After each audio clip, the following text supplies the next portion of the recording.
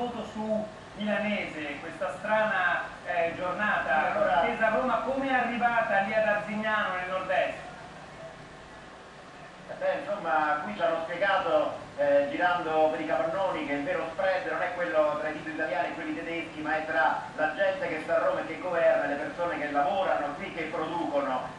Sono ad Arzignano, ecco, queste voci che sentite sono dei militanti di Veneto Stato che hanno deciso di issare le loro bandiere in questa piazza e che hanno però allontanato altri cittadini di Arzignano che altrimenti sarebbero venuti qui con noi ma che non vogliono essere rappresentati da quelle bandiere. Però, come vi racconteremo, è un movimento importante che dà un segnale importante alla Lega. Due simboli di quello che succede qua a Arzignano. Una è questa, è una croce, è la croce che è stata innalzata qui nella piazza d'Arzignano quando si è raccontata una storia di evasione fiscale e hanno voluto dire gli imprenditori non sono solo evasori, sono dei martiri delle tasse. E l'altra è un autobus che c'è lì dietro, l'abbiamo visto e ho detto: che ci fa quest'autobus qui in piazza? Ci hanno spiegato domani, nei prossimi giorni, alcuni imprenditori partiranno con dei torpedoni per andare a portare i soldi in Slovenia. La prima Repubblica è finita con un lancio di monetine ai politici, la seconda Repubblica rischia di finire con le monete portate all'estero, portate in Slovenia per timore delle corti italiane. Ecco, qua abbiamo un imprenditore, lei era un sostenitore della Lega, lo è stato, no? Ci credeva nel federalismo, e ora cosa pensa di quello che è successo con Milanese oggi a Roma? La Lega 15 anni fa aveva un motivo serio per resistere. Oggi vediamo di fronte a questo schifo che è stato proposto oggi a Roma e votato soprattutto tenuto su dalla Lega romana, perché ormai la Lega è romana. La Lega è romana, lei dice? La Lega è romana, certo. Ho sentito parlare i tre esponenti politici che ci sono in studio, da Cicchito del Partito degli Onesti, da Di Pietro e poi dal signor Pini della Lega Nord. Non me ne ha convinto nemmeno uno. Volevo ricordare ai tre signori che sono in studio, che sono nostri dipendenti, perché li paghiamo noi. Siamo stufi di pagare 20.000 euro al mese perché il signor Cicchito venga qui a spiegarci che se è un perseguitato politico. Caro signor Cicchito, nel suo partito c'è anche un signore di nome Aldo Brancher che forse è troppo perseguitato politico. Vede, io ho la cravatta rossa, non sono comunista, non sono nemmeno leghista, sono veneto e ne sono fiero. Siamo stufi di queste volte. No, però scusate, Alessandro,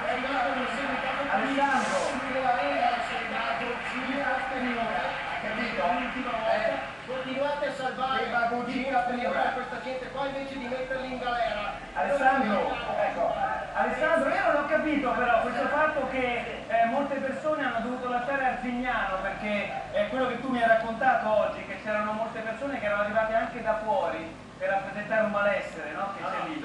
Spieghi bene cosa è successo, che facciamo un'operazione di grande trasparenza, perché naturalmente noi non sposiamo le bandiere di nessun movimento e non ce ne potrebbe fregare di meno, però ci piace capire cosa succede davvero lì, perché moltissime persone oggi erano venute lì a raccontare qual è il sentimento diffuso al di là delle bandiere politiche. Mi racconti meglio quello che è successo?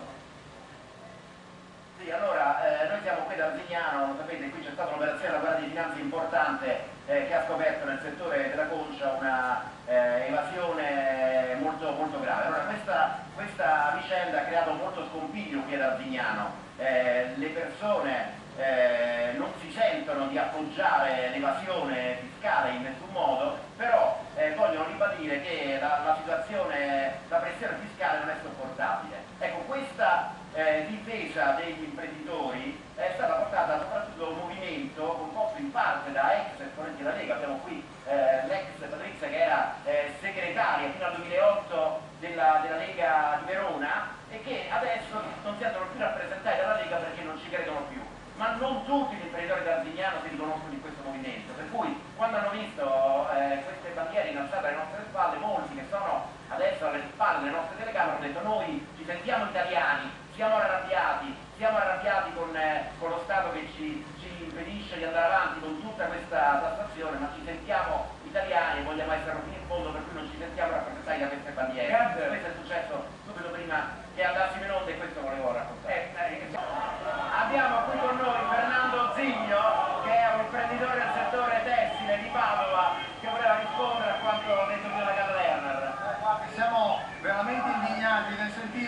signori continuano a raccontarci le solite puttanate, quando noi abbiamo difficoltà a arrivare a fine mese con le nostre imprese, per pagare i nostri dipendenti e i nostri fornitori. Ecco, ma sull'evasione parlava Lerner. Lerner deve imparare una cosa, ci deve aiutare, perché non la deve finire di infangare il Veneto, perché quel signore deve imparare che nel Veneto si pagano le tasse e lo dimostrano le documentazioni che tutti possiamo dimostrare. Quel signore deve far sì che le grandi imprese in questo paese siano come le piccole imprese, abbiano anche loro il dovere dello studio di settore, perché le imprese che superano i 7 milioni e mezzo non hanno lo studio di settore e quindi questi vanno anche all'estero. Ecco, questa cosa che sta dicendo Fernando Zini è importante perché la rivolta dei piccoli imprenditori. Noi abbiamo parlato degli indignados spagnoli, qui in Veneto leggiamolo, gli indignados sono gli imprenditori della Confcommercio di Padova, di cui Fernando Zigno è il presidente. Vabbè Alessandro, però noi sappiamo che da questa inchiesta, scusami Alessandro, scusami però vorrei fare una domanda a questo signor Zigni, ma dall'inchiesta che è venuta fuori, che riguardava questo grosso gruppo Conciaro di Arzignano, è venuto fuori che questo gruppo pagava al nero una grande quantità di dipendenti, perché i dipendenti di quell'azienda prendevano le straordinarie al nero e questo nel nostro paese è un reato, è evasione fiscale. Quindi partiamo un po' dai fatti, no? Da quello che è stato accertato dalla finanza. È fatto di migliaia di piccole imprese che sono soggette allo studio di settore e che le tasse le pagano. Dobbiamo finirla!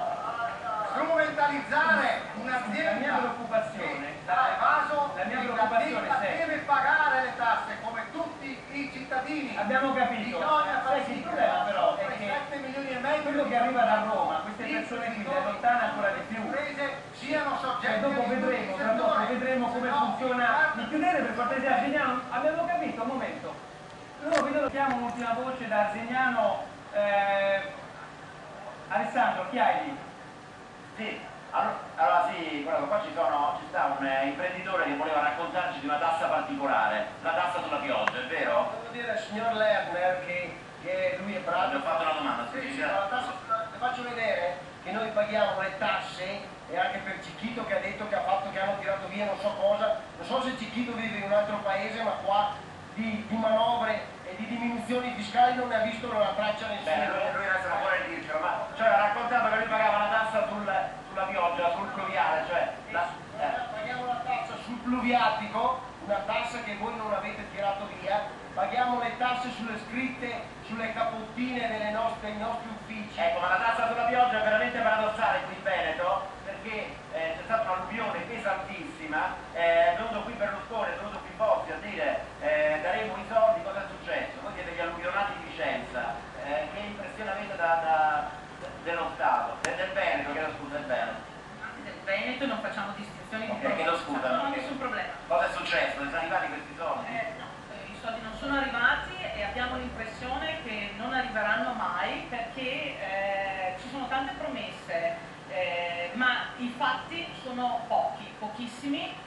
Abbiamo ricevuto 30% circa dei danni che abbiamo avuto e che abbiamo dichiarato e poi più nulla. E quei soldi ve li hanno lasciati oppure? Allora, quei soldi ce li hanno lasciati al momento, ma faccio presente che il 30 di novembre le pratiche dovranno essere chiuse, noi dovremo presentare le fatture. E quindi alcuni vi toglieranno. Dovremo restituirli Sicuramente, quindi hanno dato meno soldi di quelli che avevano promesso e alcuni glieli chiedono indietro.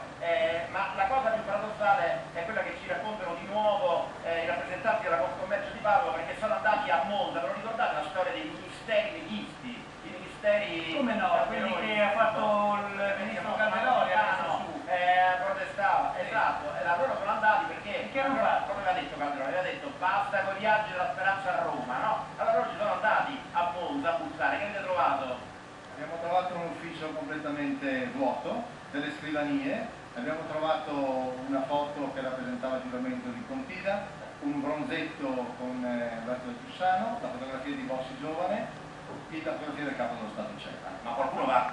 C'era il capo gabinetto di Calderoli che ci aveva raccomandato il giorno prima di non scendere a Monza, che in qualche modo il ministro ci avrebbe ricevuto qualche giorno dopo. Non c'era assolutamente nessuno, questa è una vergogna. perché là sono costati soldi.